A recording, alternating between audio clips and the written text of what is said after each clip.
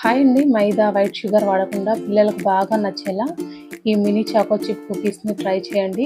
చాలా టేస్టీగా ఉంటాయి, పిల్లలకు బాగా నచ్చుతుంది. ఈ మినీ చాకో చిప్ కుకీస్ని చేయడానికి ఒక మిక్సింగ్ బౌల్ తీసుకొని రూమ్ టెంపరేచర్లో ఉన్న పావు కప్పు బటర్ని వేసుకోవాలి. పావు కప్పు బ్రౌన్ షుగర్ లేదా బెల్లం పౌడర్ వేసుకొని బాగా కలుపుకోవాలి. ఇలా క్రీమీ టెక్స్చర్ వచ్చేంత వరకు కలుపుకున్న తర్వాత ఇందులోనే 1 టేబుల్ స్పూన్ వరకు మిల్క్ని వేసేసి బాగా కలుపుకొని హాఫ్ కప్పు గోధుమ పిండి, పావు టీ స్పూన్ బేకింగ్ పౌడర్, పావు టీ స్పూన్ బేకింగ్ సోడా వేసుకొని బాగా కలుపుకోవాలి.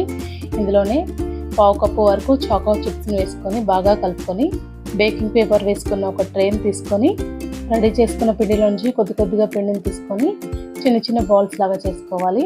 ఇలాగే మొత్తం కూడా చేసుకున్న తర్వాత పైన ఇంకా చాక్లెట్ కోసం డార్క్ చాక్లెట్ని కూడా ఇలా అరేంజ్ చేసుకోవాలి. ప్రీహీట్ చేసుకున్న ఓవెన్లో 15 to 20 minutes బేక్ చేసుకుంటే mini choco chip cookies ready. Subscribe for more videos.